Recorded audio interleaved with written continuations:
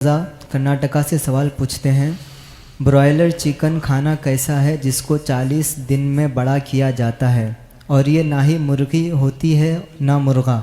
बताया जाता है कि इसके फीड में मशकूक किस्म की चीज़ें डाली जाती हैं जो नाजायज़ किस्म की होती हैं, मसलन खून, आते, जानवरों की दीगर चीज़ें वगैरह, और कुछ केमिकल भी देते हैं जिससे तेज़ी से वो चूज़ा ग्रो करता है और इसके खाने से बहुत सारे साइड इफ़ेक्ट्स भी बताए जाते हैं।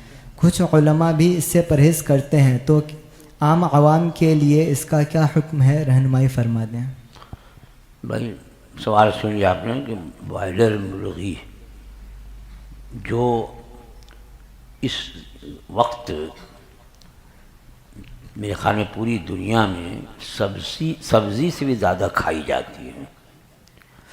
अब ये कि वो मुर्गी रोज़ाना एक एक शहर में कई कई 100 दवा होती है, उसके बारे में सवाल हुआ कि उसका खाना कैसा है। बहरहाल जो असल मुर्गी देसी मुर्गी होती है वो ताकत कुव्वत तो उसमें है ही नहीं है। भाई उसको छोड़ दीजिए, तेज़ दौड़ भी नहीं पाती।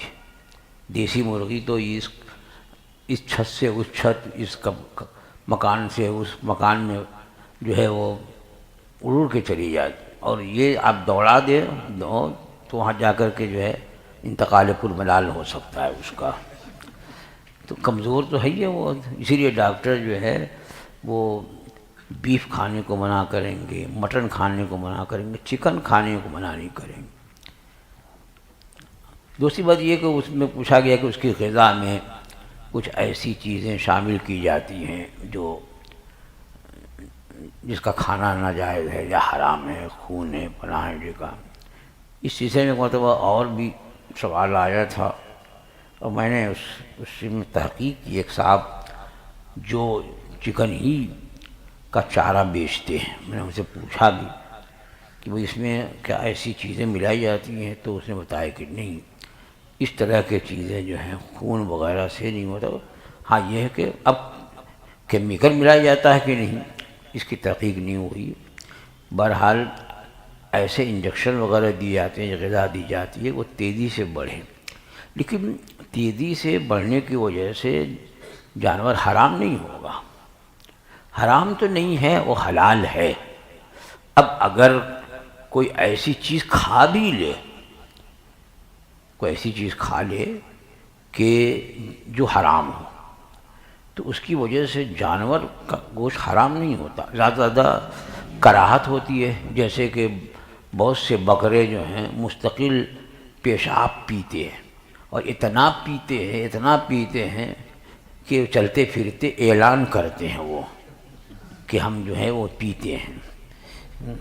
इधर से वो गुज़र गए, अपनी अलामत जो है बताते जाते, गली महक जाती है। कुछ तो ऐसे हैं कि उनका गोश्त महकता है पेशाब, वो तो उनका खाना ही मकरूह तहरीमी है। अब उसके लिए उलमा फरमाते हैं कि इतने दिन तक उसका मुंह बंद करके रखे, यानी बात करके ऐसे कि अब पेशाब ना पिए। जब उसके बदन से पेशाब का असर ख़त्म हो जाए तब उसे ज़बह किया जाए। तो बिल्कुलिया गोश्त हराम नहीं है, पेशाब की वजह से जो हुर्मत हुई वो ख़त्म।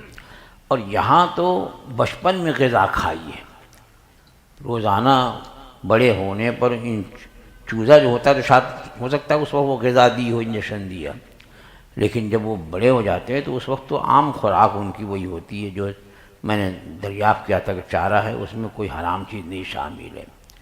तो अब जब एक अरसा गुज़र गया, वो ग़िज़ा जो है वो हज़म हो गई, उसका असर जो है बाकी नहीं रहा, तो अब उसका हुक्म नहीं होगा।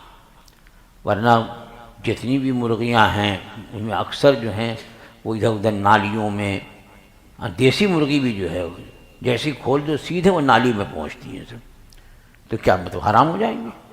हाँ ये है कि अगर वो जल्लाला के हुक्म में है, यानी जल्लाला करते हैं उस गाय को कि जो गलीज़ खाती है सिर्फ, तो उसके हुक्म में उस वक्त है कि जिस मुस्तकिल वो गिलाज़त खाती हो, तो उसको फरमाया गया कि उसको बांध करके रखें کہ اب وہ غلاثت نہ کھائے، جب اس کا اثر ختم ہو جائے تو اسے ذبح کیا جائے اور اس کو کھایا جائے۔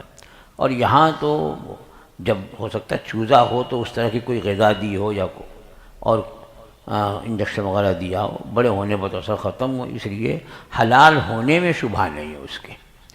ہاں یہ ہے کہ بعض علماء کرام جو ہیں وہ نہیں کھاتے، احتیاط کرتے ہیں، لیکن ان لوگوں نے حرام ہونے کا فتویٰ نہیں دیا۔